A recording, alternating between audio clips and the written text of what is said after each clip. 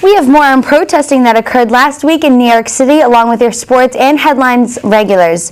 That's all coming up next on the GHS Reporter.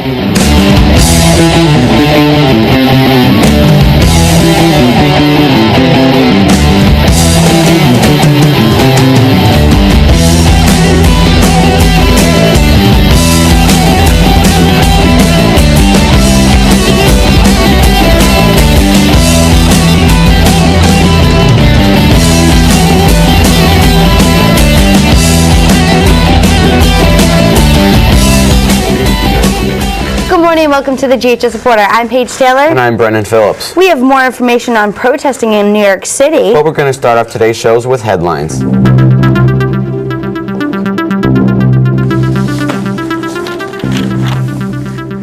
Senator Ted Kennedy was released from Massachusetts General Hospital in Boston after being diagnosed with malignant brain tumor after entering the hospital after experiencing a seizure.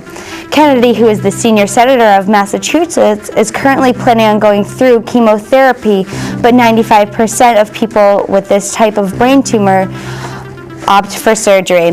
The average survival time for people with this type of brain tumor is between 1 and 5 years. That's it for your headlines.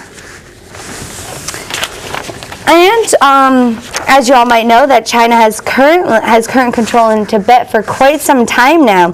Protesters in New York City take action for what they believe in, as well as freeing their country. And the GHS Reporter's very own Jesse Feynman, Allison Kurtzman, Elizabeth Olsen, and Joe Cardillo went out in New York City to find more about these protests. Of all the things that New York City is famous for, like Times Square, the Statue of Liberty, and random street vendors, well, do protesters come to your mind when you think of New York? Surprisingly, the Big Apple is a place that many come to demonstrate their causes. Last Thursday, Allison Kurtzman, Jesse Feynman, Joe Cardillo, and myself got a chance to talk to protesters from Tibet. How long have you been protesting? We protesting since from March 14. So now it's almost like 60 days now. What are you protesting? So in their solidarity, or in fact, we are demanding our independence. And how long has this been happening in Tibet? Since from 1959.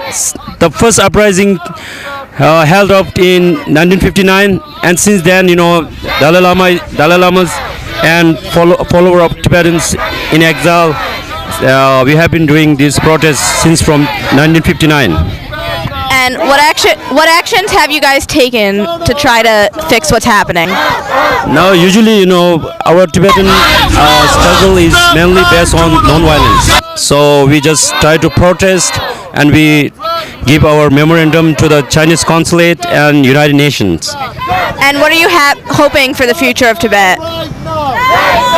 Right now, Dalai Lama and the Chinese government, they have a dialogue. So, and as to my organization, as a Tibetan Youth Congress, we are demanding complete independence. The Statue of Liberty and random. You ready? Let's go. Yeah. For those of you that want to know what we're all about, it's like this, y'all. Yesterday, the Yankees broke their 4-game losing streak with an 8-0 win over the Orioles. Alex Rodriguez had a home run for the Yankees, and Darryl Rasner got the win. The Mets lost to the Braves 11-4. Jeff Francoeur and Chipper Jones each hit a home run for the Braves.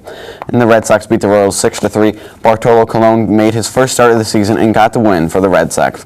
In the NBA playoffs, the Western Conference Finals started yesterday. The Lakers beat the Spurs 89-85. Kobe Bryant had 27 points, and Pau Gasol had 19 points for the Lakers. That's all for today's sports.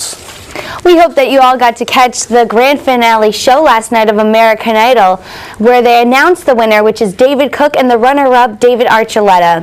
Unfortunately, that's all the time that we have for today. I'm Paige Taylor. And I'm Brendan Phillips. Stay tuned for your announcements. And have a great weekend.